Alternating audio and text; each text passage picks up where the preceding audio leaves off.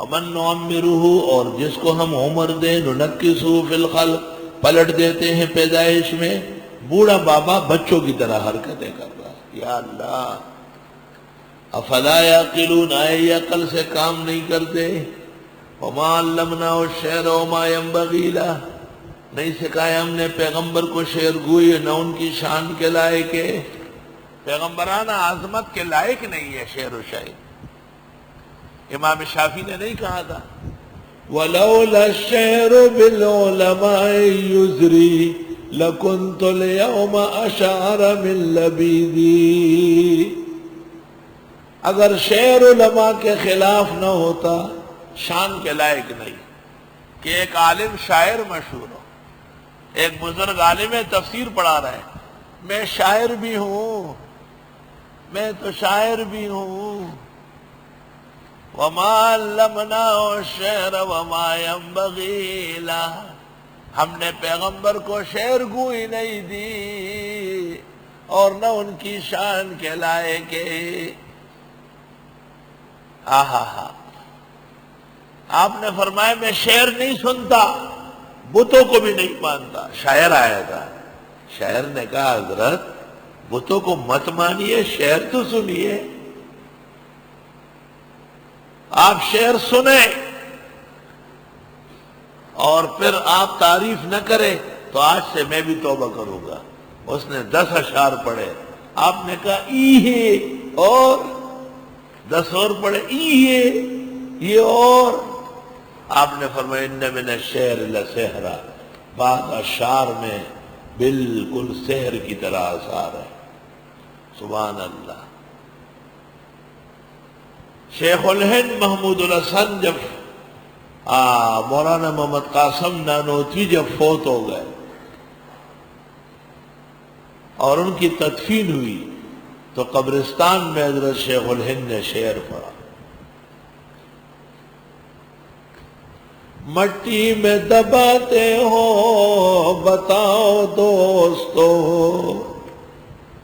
مٹی میں دباتے ہو بتاؤ دوستو،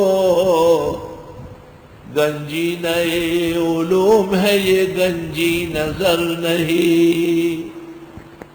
اللہ اللہ. اور شیخ الاسلام مولانا حسین احمد مدنی نے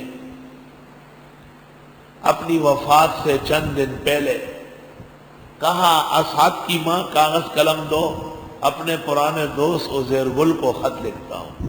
میاں سے دسیال کوٹ کاکا سے، مولانا عبداللہ کاکا خیل کے تائے جان اور سسر، شیخ الہند کے قافلے کے آخری تاجدار، مالٹا میں ساتھ رہنے والے اسیری مالٹا، مولانا عزیر گل کو خط لکھتے ہیں. کہاں ہو گئی وہ صحبت یاران جان نثار، اب فاتحہ کو بھی نہیں آتے مزار پر. شیخ الاسلام بیمار تھے بہت. مولانا عزیر گل کو خط لکھا اور یہ شعر لکھا. مولانا عزیر گل نے خط پڑھا اور وہیں سے گھر کہلوایا کہ مولانا مدنی کی طبیعت ناساز ہے، میں ہندوستان جا رہا ہوں. اور طوفان میل میں بیٹھ گئے، امرتسر اترے اور وہاں سے پہنچ گئے. جب چلے گئے پتہ چلا کہ 2 دن ہوئے مولانا حسین احمد مدنی کا انتقال ہوا. کہاں ہو گئی وہ صحبت یاران جان نثار، اب فاتحہ کو بھی نہیں آتے مزاروں پر.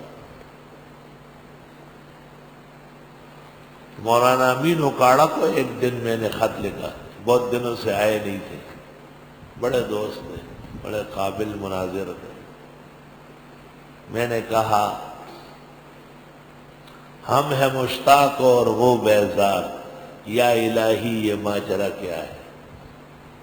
دیکھو تو مولانا رکشے سے اترے، پنجاب سے ریل گاڑی میں آئے اور وہاں سے رکشے میں بیٹھ کے میں نے کہا کیسے آئے ہو؟ پھر میں اپنا خط بھول گیا تھا. کہنے لگا خط میں شعر ایسا تھا کہ ٹھہر نہ سکا. سبحان اللہ. 1988 میں کار کا حادثہ ہوا اور یہ ٹانگ ٹوٹ گئی، پشاور میں لیٹا ہوا تھا، ایک آدمی آیا ڈاگئی کا، ہم مولانا حمداللہ صاحب کو دیکھ کر واپس ہوئے اور گاڑی پلٹ گئی۔ تو میں نے، اس کے پاس اخبار تھا، میں نے اخبار کے کونے پہ شعر لکھا، میں نے کہا ڈاگئی مولانا کو یہ شعر دکھاؤ، تو میں نے شعر لکھا، بجرم عشق تو ہمیں کوشید غوغائز، تو نیز بر سر باما مدی تماشائز۔ کیا آپ سے ملنے کے جرم میں ہماری گاڑی کلٹی کھا گئی، ٹانگ ٹوٹ گئی ہے، تماشا دیکھنے تو آؤ۔ 2-3 گھنٹے نہیں گزرے تھے، ڈاگئی مولانا شہد کی بوتل ہاتھ میں لے کے پہنچ گئے، کہنے لگا شعر دیکھتے ہی پھر میں بیٹھا نہیں۔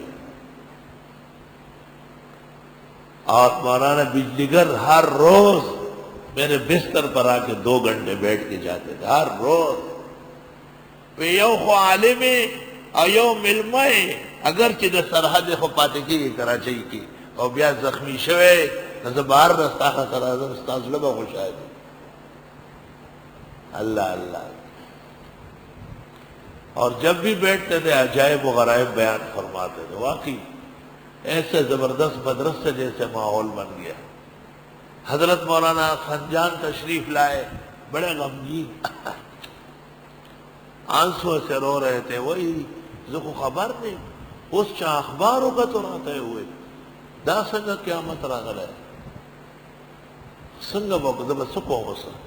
ان کے ہاں انتخابات کی چھٹیاں تھی، ان کے محتمم کو غصہ آیا تو 20 دن چھٹی کی تھی۔ انتخاب تھا نا بے نظیر، جس میں وزیر اعظم بنی۔ میں نے کہا پہلا سال ہے دور حدیث کا، 60-65 طلباء ویسے بیٹھے ہوئے۔ مولانا نے کہا میں تیار ہوں جانے کے لیے۔ چنانچہ مزمل بھائی بھی ساتھ تھے، انہوں نے فوراً پشاور سے کراچی آنے والے جہاز میں سیٹ اوکے کرائی، مولانا تشریف لائے۔ اور 15 دن بعد جب میں واپس آیا وہاں سے علاج سے، مولانا اس دن واپس چلے گئے۔ 15 دن احسن العلوم میں تدریس فرمائی۔ حضرت مولانا خنجان صاحب کی تدریس کا شرف بھی ادارے کو حاصل۔ بخاری ترمذی پہلے سال۔ اللہ اللہ۔ مولانا شیر علی شاہ سے بھی بڑے رقت قلب والے ہیں۔ ایک دن مجھے کہا آپ جہانگیرے سے خفا ہے، آتے نہیں ہیں۔ الا اے ہم نشین دل،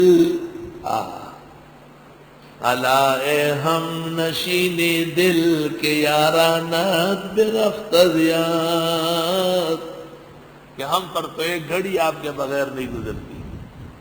پھر میں یہاں سے سیدھا جہانگیرہ سے کوڑا کی خدمت میں دن بھر رہا ہے۔ مولانا شیر علی شاہ بھی یہاں 2 سال استاد رہے، ترمذی ثانی، ترمذی اول اور ابو داؤد مختلف سالوں میں ایک پڑھایا۔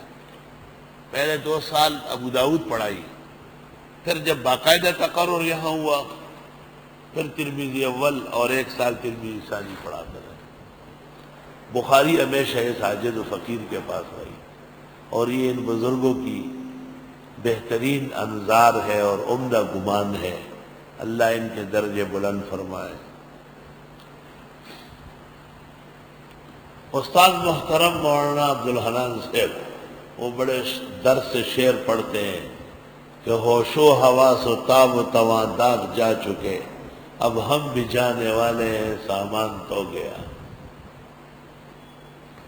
اللہ۔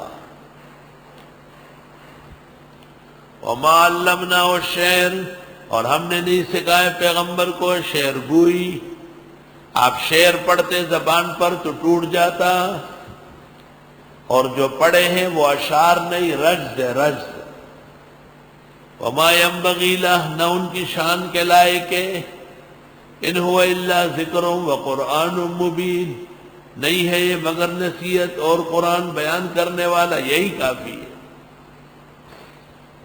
لِيُنذِرَ مَنْ كَانَ حَيًّا، تاکہ ڈرا دے اس کو جو زندہ رہنا چاہے، وَيَحِقَّ الْقَوْلُ عَلَى الْكَافِرِينَ، ثابت ہو جائے بات کافروں پر۔ پیغمبر کو شعرگوئی نہیں دی، مناسب نہیں ہے۔ پیغمبر عالم الغیب نہیں، مناسب نہیں۔ علم غیب تو الوہیت کے لیے ہوتا ہے۔ پیغمبر حاضر ناظر نہیں، مناسب نہیں۔ پیغمبر مشکل کشا و حاجت روا نہیں، وما ينبغی لہ۔